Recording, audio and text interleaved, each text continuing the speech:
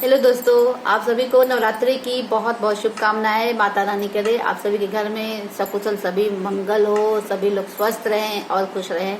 जैसा आप सभी को पता है कि आजकल नहीं, हमेशा कहिए माता जी का तो हर दिन होता है, पर आज अगर माता जी का दिन है तो मैं माँ के बारे में ही कुछ शब्द बोलूंगी। हालांकि माँ के बारे में मैं तो क्या, कोई भी इंसान माँ के बारे में कुछ भी नहीं कर सकता, क्योंकि एक बोलना एक दिन में संभव नहीं है, बहुत छोटा पड़ जाता है।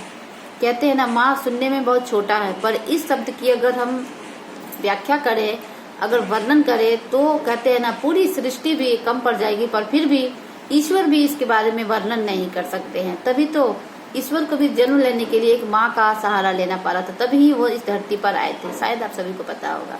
तो इसलिए माँ का जो माँ होती है ना, उसका आप लोग बहुत उनका मान करिए, सम्मान करिए, चाहे माँ कोई भी हो। मैं फिर से कहती हूँ, माँ अपनी हो या सासू माँ हो, माँ तो माँ होती है ना। चाहे वो आपकी माँ हो, चाहे आपके पति की माँ हो, पर दोनों का मान सम्मान जरूर करना चाहिए, है ना। क्योंकि कहते हैं आपकी माँ माँ है और आपके पति की माँ माँ नहीं है, गलत है ना। माँ तो माँ होती है। अगर माँ आपकी अपनी माँ, मान लो अगर हम कुछ गलती करते हैं, माँ डांट देती है, फटकार देती है, तो हम माँ की बातों को छोड़ देते कि चलो छोड़ो, ये तो मेरी माँ है, बोल देती। पर वही बात अगर सासू माँ कहती है तो हम कहते हैं अरे आपने की माँ ने तो हमें बहुत कुछ सुनाया, बहुत कुछ किया। फिर हम क्या करते हैं, अपने मूड बिगाड़ लेते हैं, बहुत कुछ करते हैं, जिससे कारण परिवार में झगड़े हो जाते हैं ना। तो ऐसा नहीं करना चाहिए। माँ माँ होती है। हो सकता है कुछ समय के लिए जो सासू माँ होती है वो शायद नहीं समझ पाती है, और कहते हैं ना एक नई बहू आती है तो उनको समझने में बहुत समय लगता है। हालांकि एक तरफा नहीं होना चाहिए, दोनों तरफ से होना चाहिए। सासू माँ को भी थोड़ी सी समय देना चाहिए और बहू को भी समय देना चाहिए, तभी ये जो रिश्ता है ना सास और माँ का, ये बहुत ही अच्छा है। या आप कह सकते हैं कि इसको अगर समझ गए ना तो ये रिश्ता बहुत ही लंबे समय तक जाता है, और इससे प्यारा रिश्ता कोई भी नहीं होता। इसमें नोक-झोंक भी होती है, प्यार भी होता है, टकरार भी होता है, सब कुछ होता है, मजाक भी होता है, सब कुछ होता है। तो अगर आपके पास माँ हो या सासू माँ हो, कोई फर्क नहीं पड़ता है। अगर हम अपनी सोच को बदल देंगे तो सासू माँ ही माँ हो सकती है। ऐसा नहीं है कि उनके अंदर दिल नहीं होता, अगर होता है दिल, ऐसा नहीं होता नहीं होता। हाँ, कभी कभी हो सकता है कि परिस्थितियों के कारण शायद उनका मन में कुछ लोग हो या कोई गलत बातें बोल देते हैं, पर माँ कभी गलत नहीं होती है ना।